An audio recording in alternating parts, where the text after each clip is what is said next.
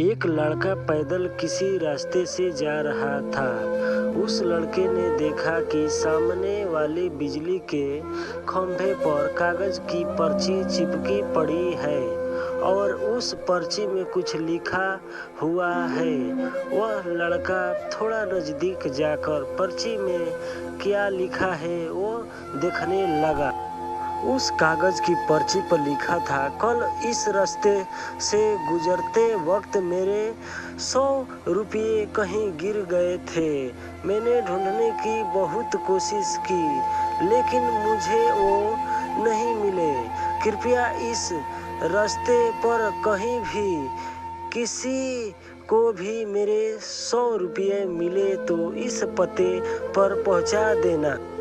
पर्ची में उसका एड्रेस भी लिखा हुआ था। लड़के को ये पर्ची पढ़कर उस एड्रेस पे जाने का मन करने लगा। वो लड़का उस एड्रेस पे जाने के लिए आगे बढ़ने लगा। उस एड्रेस पे जाकर लड़के ने देखा कि वहाँ पर एक झोपड़ी है। लड़के ने बाहर से आवाज़ लगाई तो उस झोपड़ी में से एक वृद्ध औरत लाठी के सहारे बाहर आने लगी। लड़के को पता चल गया कि वृद्ध औरत सिर्फ अकेले ही इस झोपड़ी में रहती है। वो लड़का ने इस वृद्ध औरत से कहा कि माँ जी, आपके 100 रुपये जो गिर गए थे वो मुझे मिले हैं, ये रहे आपके 100 रुपये। उस लड़के की बात सुनकर वो वृद्ध औरत रोने लगती है और कहती है कि बेटा, अब तक करीब 15-20 लोग मुझे 100 रुपये देकर जा चुके हैं। बेटा, मुझे ठीक से दिखाई नहीं देता है और मुझे पढ़ना लिखना भी नहीं आता है। पता नहीं किसने मेरी ऐसी हालत देखकर मेरी मदद करने के लिए ऐसा किया है। लड़के ने 100 रुपया रखने के लिए कहा पर वो वृद्ध औरत नहीं मानी।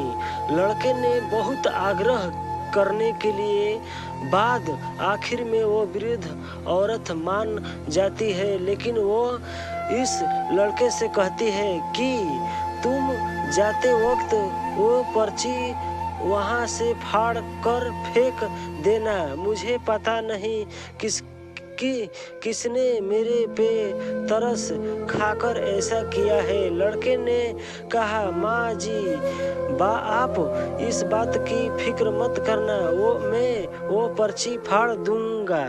अब वो लड़का उस वृद्ध औरत के घर से निकल जाता है। थोड़ी देर चलने के बाद उस लड़के ने सोचा कि आखिर मुझसे पहले आए हुए उन 15-20 लोगों को भी इस माँ जी ने वो पर्ची फाड़ने को कहा होगा, लेकिन उन में से किसी ने भी पर्ची को नहीं फाड़ा, तो फिर मैं क्यों फाड़ दूँ। वो लड़का उस पर्ची को बिना फाड़े ही वहाँ से चला जाता है।